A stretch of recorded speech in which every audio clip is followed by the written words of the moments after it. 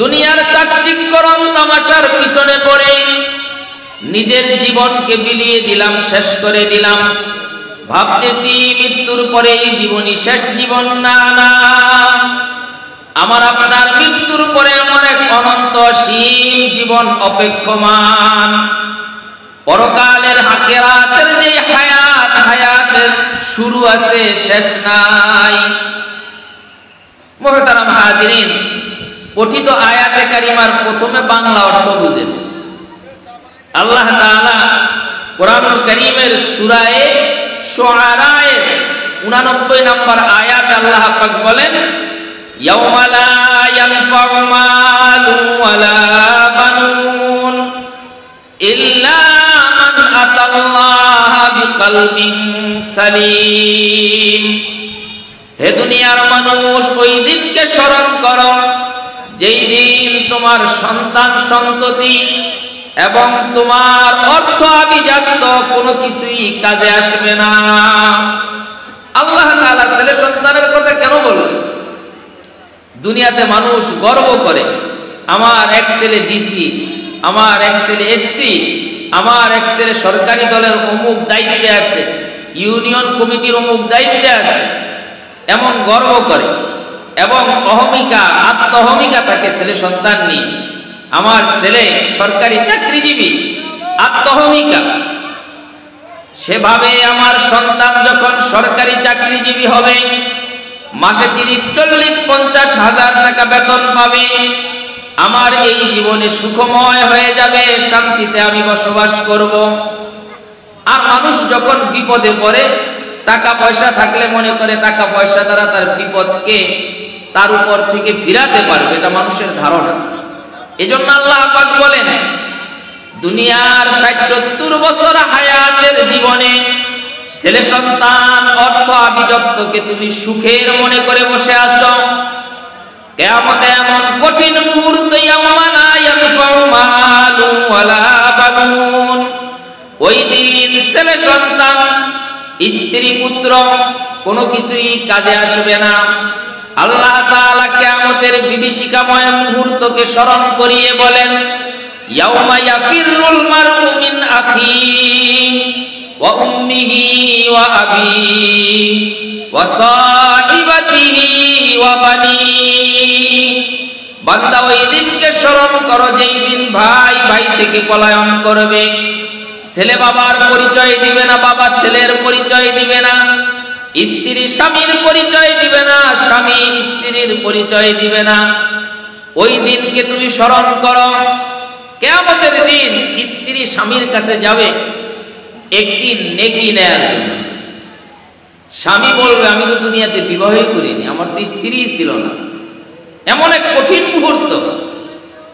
কিয়ামতের ময়দানে বান্দা যখন হিসাব দেওয়ার জন্য দাঁড়াবে, এদিক সেদিক ছুটাছুটি করবে, মানুষগুলো বিবস্ত্র উঠবে, শরীরে কোনো পোশাক থাকবে না।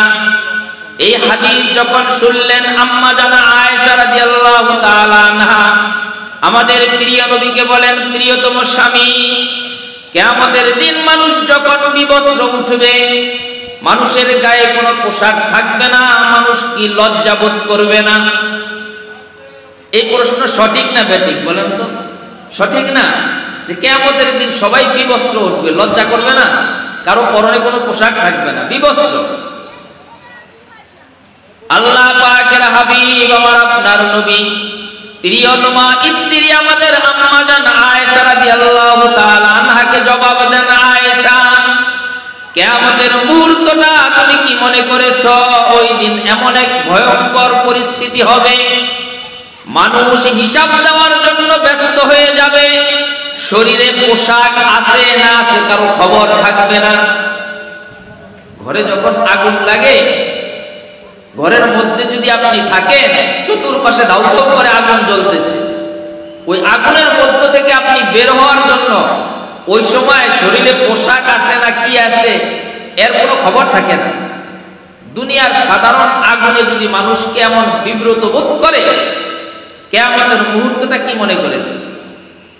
এজন্য আল্লাহ তাআলা বলেন, ইয়াউমা লা ইয়ানফাউ মালুন ওয়ালা বানুন, বান্দা ওই দিন দিনকে স্মরণ করো যেই দিন তোমার ছেলে সন্তান ধন সম্পদ আমি আল্লাহর কাছে কোনো কাজে আসবে না। কাজে আসবে কি আল্লাহ পাক ইস্তিসনা করতেছেন, ইল্লা মান আতাল্লাহ বিকলবিন সালিম। যে ব্যক্তি কলবে সালিম নিয়ে আসবে, কলব মানে আত্মা, সালিম মানে পরিশুদ্ধ, পবিত্র। আমাদের শরীরের মাঝে একটি গোশতের টুকরা আছে, ওই গোশতের টুকরাটার নাম আরবিতে কলব, বাংলায় আমরা বলি আত্মা অথবা হৃদয়, ইংরেজিতে হার্ট বলে, ওপেন হার্ট সার্জারি। নবী হাদিস ইরশাদ করেন প্রত্যেক মানুষের বাম দুধের 2 আঙ্গুল নিচে একটা গোশতের টুকরা আছে, টুকরাটার নাম কলব। আলা ইন্না ফিল জাসাদি লামুদগাতুন ইযা সলুহাত সলুহাল জাসাদু কুল্লুহু ওয়া ইযা ফাসাদাত ফাসাদাল জাসাদু কুল্লুহু আলা ওয়ালিয়াল কলব।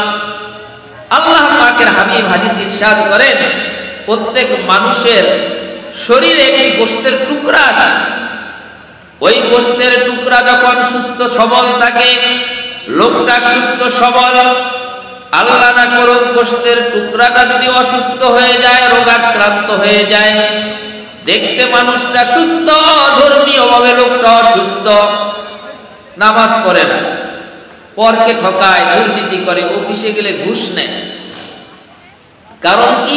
দেখতে তো মানুষ, দেখতে সুস্থ সবল, কলব আত্মা পরিষ্কার না, পবিত্র না, খালি কিভাবে ধনসম্পদ বাড়াবে এই ফিকির তার। এজন্য এই কলব রোগাক্রান্ত হওয়ার কারণে লোকটা দেখতে সুস্থ হলেও ধর্মীয় ভাবে সে অসুস্থ। নবী হাদিসে পাক ইরশাদ করেন আলা ওয়াহিয়াল কলব, ওই গোশতের টুকরাটার নাম হলো কলব। অন্তর আত্মা যার পরিশুদ্ধ, এই পরিশুদ্ধ আত্মাকে কলবে সালিম বলে। আরো সহজে বুঝেন পরিশুদ্ধ আত্মা কি। হাজী ইমদাদুল্লাহ মুহাজিরে মক্কি রহমতুল্লাহ আলাইহি, নাম শুনেছেন, হাজী সাহেব বললে বাকি ছিলেন, যার কাছে বায়াত হয়েছেন রশিদ আহমদ গঙ্গোহী, কাসেম নানুতুবি, আল্লামা আশরাফ আলী থানভী, ওনারা বায়াত হয়েছেন হাজী ইমদাদুল্লাহ মুহাজিরে মক্কি রহমতুল্লাহ আলাইহি। হাজী ইমদাদুল্লাহ মুহাজিরে মক্কি রহমতুল্লাহ আলাইহি ধর্মীয় শিক্ষায় এত উচ্চ ডিগ্রিধারী ছিলেন না, কারো মধ্যে উনি শুধু কাফিয়া পাস ছিলেন। কিন্তু রশিদ আহমদ গঙ্গোহী ইলমের পাহাড়, কাসেম নানুতুবি যিনি দেওবন্দ মাদ্রাসার বাণী প্রতিষ্ঠাতা, আল্লামা আশরাফ আলী থানভী রহমতুল্লাহ আলাইহি, যাকে হাকিমুল উম্মত বলা হয়, এই সকল বড়রা হাজী সাহেবের কাছে হাত দিয়ে বসেছেন। হাজী ইমদাদুল্লাহ মুহাজিরে মক্কি যিনি ছিলেন রুহানি চিকিৎসক, আত্মার চিকিৎসক, কলবের চিকিৎসক, হাজী ইমদাদুল্লাহ মুহাজিরে মক্কি রহমতুল্লাহ আলাইহি বলেন কলবে সালিম কাকে বলে? যেই কলবের মাঝে পরিশুদ্ধ ঈমান আছে, আমলে সালেহ আছে, আল্লাহ পাকের প্রেম আর মুহাব্বত আছে, মাওলা পাকের মারিফত আছে, পরকালের ভয়, জাহান্নামের ভয় আছে, জান্নাতের শৌক আগ্রহ আছে, ওই আত্মাকে বলা হয় কলবে সালিম। আমার কথা বুঝেন আপনারা? আমি যে আলোচ্য বিষয়ে আলোচনা করতেছি, কারণ আমাদের দেশে এখন নিয়ম হলো যে বক্তায় শুরু দেয় কিনা আর দুই একটা কিচ্ছা টিচ্ছা কয় কিনা, মনোযোগ দিয়ে শুনে। আর কতক্ষণ পরে হুজুর আদম আলাইহিস সালামের কবরটা কয়া গেছিল, এটা একটু কর। মিম্বরের ধাপ 3টা হইল কয়টা কর। সূরা ফাতিহা জিজ্ঞাসা করে না, আয়াতুল কুরসি জিজ্ঞাসা করে না, ইস্তেগফার, সাইয়্যিদুল ইস্তেগফার জিজ্ঞাসা করে না, কালিমায়ে শাহাদাত, কালিমায়ে তামজিদ এগুলো জিজ্ঞাসা করে না। এগুলো যদি বক্তা এখান থেকে বলে আরে মকসুদুল মুমিনিন কি নেই, তো এটা শিখতে পারি। আইসেন মিয়া ওয়াজ করতে, ওয়াজ তো এগুলি কি করে? এটা আমাদের দেশের একটা রোগ। আমরা যারা শ্রোতা আছি, বক্তা করে আপনারা খারাপ করছেন, আমরা খারাপ না। আপনারা এসেই খোঁজ করেন সুরটা কার মতো হয়। আল্লামা দেলোয়ার হোসেন সাইদি সাহেবের মতো সুর দেয় কিনা, যুক্তিবাদী সাহেবের মতো একটু কানে হাত দেয় কিনা, হাফিজুর রহমান সিদ্দিকী সাহেবের মতো শেরটের টান দেয় কিনা, এগুলা লক্ষ্য করে লাভ করে। আপনাদের কারণে যারা এই চেয়ারে বসে তারা নষ্ট হয়েছে। এই চেয়ারের লোকগুলো আসলে এরকম ছিল না, আপনারা এরকম চান। আর আমরাও যারা আছি এখানে বয়ান করি, লোক কম হইলে কয় বয়ান ওঠে নেই, বয়ান উঠতে হইলে লোক বেশি লাগে। কেন? ইসলামের প্রাথমিক যুগে প্রিয় নবী সাল্লাল্লাহু আলাইহি ওয়াসাল্লাম সাহাবায়ে কেরামকে উপদেশ করেছেন, নসিহত করেছেন। হাজার হাজার সাহাবায়ে কেরাম থাকলেও যেরকম নসিহত করছেন, একজন সাহাবী আবু হুরায়রা রাদিয়াল্লাহু তাআলা আনহু, তিনি কাছে বসা। হুজুর বলেন, আবু হুরায়রা, আমি তোমাকে কি একটা দামি কথা বলবো? আবু হুরায়রা বলেন যে হুজুর বলেন। তখন হুজুর সাল্লাল্লাহু আলাইহি ওয়াসাল্লাম সুন্দর 1000 মানুষের সামনে যেইভাবে নসিহত করতেছেন, আবু হুরায়রা রাদিয়াল্লাহু তাআলা আনহু ওইভাবে নসিহত করতেছেন। কিন্তু আমরা বক্তারা যারা আছি, কয় শ্রোতা যদি সামনে হাজার হাজার না হয় তাহলে ওয়াজ পড়ে না, ওয়াজ উঠে এলাকা যদি মানুষ না মানে। মুহতারাম হাজিরিন, পঠিত আয়াতে কারীমা সূরা শুআরার 19তম পারার মধ্যে আল্লাহ পাক বলেন, সফল কাম ওই ব্যক্তি পরকালে যে কলবে সালিম, পরিশুদ্ধ আত্মা নিয়ে আসবে। আমার আলোচনার সমাপ্ত পর্যন্ত চেষ্টা করব আমাদের সকলের মাঝে যেহেতু কলব আছে, দিল আছে, আত্মা আছে, আমাদের আত্মার অবস্থা কি আমরা নিজেরাই যোগ বিয়োগ দিই। যোগ বিয়োগ দেওয়ার পরে আত্মাকে আসলে পরিশুদ্ধ করা দরকার কি দরকার না, এই উপলব্ধিটুকু যদি আমি একজন মানুষের মাঝে আনতে পারি, আমার এই আলোচনা সার্থক হবে বলে আমি মনে করি। কলব যেটাকে আত্মা আমরা বলি, এই কলবকে কলবে সালিম যখন সংযুক্ত হয়, এই ব্যক্তি পরকালে সফল কাম। পরিশুদ্ধ আত্মা হাজী ইমদাদুল্লাহ মুহাজির মক্কি রাহমাতুল্লাহ আলাইহি বলেন, যে আত্মার মাঝে মাওলা পাকের মহব্বত আছে, যে আত্মার মাঝে পরিশুদ্ধ ঈমান আছে, আমলে সালেহ আছে, আল্লাহ পাকের মারিফত আছে, হেদায়েতের নূর আছে, ওই কলবকে বলা হয় কলবে সালিম, পরিশুদ্ধ আত্মা। এগুলা যেহেতু আছে, নাই কি কলবের মাঝে কিছু জিনিস না থাকতে হবে। হাজী ইমদাদুল্লাহ মুহাজির মক্কি, যিনি রুহানি চিকিৎসক, আত্মার চিকিৎসক, উনি বলেন যে আত্মার মাঝে কুপুরি নাই, যে আত্মার মাঝে শিরিক নাই, পরশ্রী কাতরতা নাই, হিংসা নাই, বিদ্বেষ নাই, গীবত নাই, শিকায়েত নাই, গুনাহের জাম তার মাঝে নাই। গুনাহ করলে একটা কলবে দাগ পড়ে, ঝম পড়ে, ঝম। এই গুনাহের জাম যেই কলবের মাঝে নাই, ওই কলবটা কলবে সালিম। বলতে পারেন আমরা তো কিছু গুনাহ করি, এই গুনাহের জাম যখন আমাদের কলবের মাঝে বিদ্যমান হয়, এটাকে কি পরিষ্কার করা যায়? পাঞ্জাবি জামা, পোশাক পরিচ্ছেদ ময়লা হলে বাজার থেকে সাবান বা হুইল পাউডার কিনে তা ধোলাই করি। এমনকি একটা ঘরের যখন জানালা গ্রিল ঝং ধরে যায়, সিরিজ কাগজ দিয়ে ঘষা দিয়ে ওই ঝংটাকে আমি দূর করি। আমার আপনার কলবের মাঝে যখন গুনাহের জাম ময়লা জমা হয়ে যায়, আল্লাহ পাকের হাবিব বলেন, আত্তাইবু মিনাল যামবি কামান লা যামবা লাহু। গুনাহ হয়ে গেলে বান্দা যখন আল্লাহর কাছে তওবা করে, সাথে সাথে তার কলবের ওই ময়লা জামগুলো আল্লাহ পাক পরিষ্কার করে দেন। শুধু পরিষ্কার করেন তাই নয়, ইখলাসের সাথে বান্দা যখন আল্লাহর কাছে দুহাত তুলে তওবা করে আর কাঁদে, বলে, মালিক, সারাদিন আপনার কত নেয়ামতে ডুবেছিলাম, জোহরে মসজিদে যাইনি, আসরে মাগরিবে যাইনি, রাত্রি যখন গভীর হলো এশার সময় হাজির হলাম, কাজা নামাজ পড়ে নিলাম, জীবনে কত গুনাহ করলাম, মায়েরা আপনি গোসা হইয়া আপনার দেয়া আলো, সূর্যের আলো বন্ধ করে দেননি আপনি আমার পরে। শুধু তাই নয়, আপনার দেয়া পানি পান করতে কোনো বারণ করেননি। উচিত ছিল আমার মতো নাফরমানকে আপনার কোনো নেয়ামত না দেয়া। আপনি দিয়েছেন আপনার দয়ায়। আয় আল্লাহ, আপনি তো দয়াবান, ক্ষমাশীল, আপনি আমাকে মাফ করে দেন। তওবা আরবি একটা শব্দ, এটাকে বলা হয় আর রুজুউ ওয়ান নাদামাতু। যে গুনাহ থেকে আমি তওবা করব, তা থেকে ফিরে আসা, লজ্জিত হওয়া। আমাদের দেশে একটা তওবা প্রচলন আছে।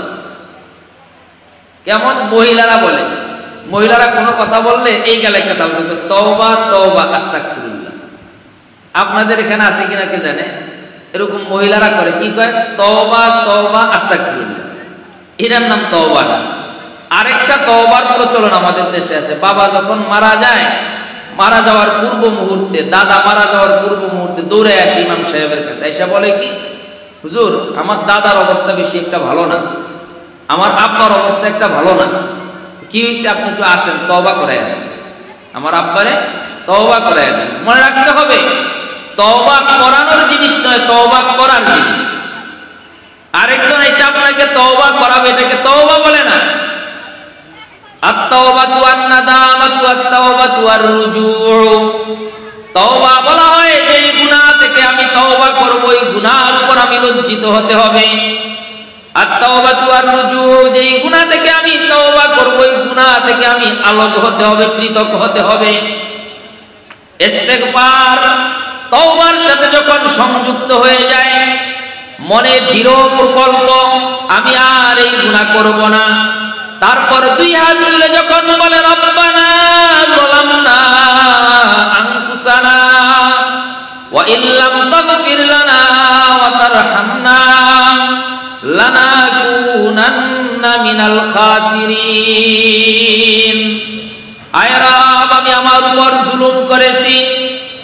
ওয়া ইল্লাম তাগফির লানা ওয়া তারহামনা, আপনি যদি আমার গুনাহ মাফ না করেন, আমার উপর আপনি দয়া না করেন, লানাকুনান্না মিনাল খাসিরিন, তাহলে আমি ক্ষতিগ্রস্ত হব, আমি ধ্বংস হয়ে যাব।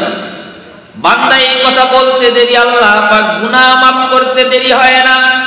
শুধু গুনাহ মাফ করেন তাই নয়, গুনাহ মাফ করার সাথে সাথে ওই গুনাহের সমপরিমাণ সওয়াব, নেক তার আমলনামায় আল্লাহ পাক লিখে দেন। আরবিতে এটাকে তওবা এবং ইস্তেগফার বলে।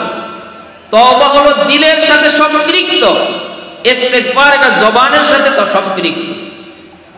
দিলে দিলে আপনি তওবা, পোক্তা ইরাদা করতে হবে, আমি গুনাহ করব না, কৃত যেই গুনাহ তা থেকে আমি ফিরে আসলাম, এটাকে তওবা বলে। আর তওবা বলতে চেয়েছিলাম যে আমাদের দিল, আত্মা দুনিয়ামুখী, পরকালমুখী নয়। একমাত্র কারণ হলো ধর্মীয় শিক্ষা আমাদের সমাজ থেকে আস্তে আস্তে বিলুপ্তির পথে। আর ধর্মীয় শিক্ষা যদি না থাকে, ধর্মীয় অনুশাসন, অনুসূচনা আমাদের এই ব্যক্তি জীবনে আসবে না, পারিবারিক জীবনে আসবে না, সামাজিক জীবনে আসবে না, রাষ্ট্রীয় জীবন তো দূরের কথা। আমাদের সমাজে এক শ্রেণীর মানুষ আছে, এরা শুধুমাত্র রাষ্ট্রীয়ভাবে ইসলাম কায়েম করার জন্য ব্যতিব্যস্ত। ব্যক্তি জীবন ইসলাম নেই, পারিবারিক জীবন ইসলাম নাই, সামাজিক জীবন ইসলাম নেই। রাষ্ট্রপক্ষকে দোষারোপ করে লাভ কি?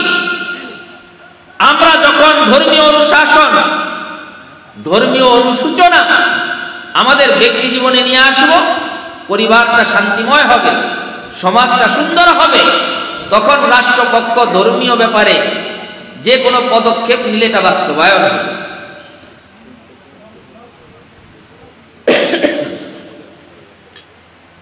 পঠিত আয়াতে কারিমার মধ্যে আল্লাহ পাক এই কথাই বলেছেন, দুনিয়া নিয়ে তুমি ব্যস্ত, দুনিয়ার সন্তানকে গড়ার জন্য ব্যস্ত,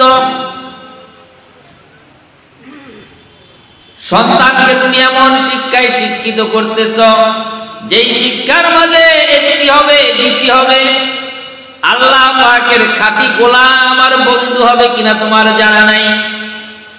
তুমি ভাবতেছো ৩-৪ জন ছেলে, একজন যদি হাই স্কুলের প্রধান শিক্ষক হয়, সরকারি চাকরি, আরেকজন যদি এসপি হয়, আরেকজন যদি ডিসি হয়, বিসিএস ক্যাডার হয়, তাহলে আমাদের পরিবারটা খুব ভালোভাবে চলে যাবে, এটা আমরা ভাবি। আবার অনেকে বলে যে আব্দুল করিমের আব্বা অনেক বুদ্ধিমান। কি করছে? 5টা ছেলেকে মানুষ বানাইছে। কেমনে মানুষ বানাইছে? 5টা ছেলে সরকারি চাকরি করে, মানুষ বানাইছে।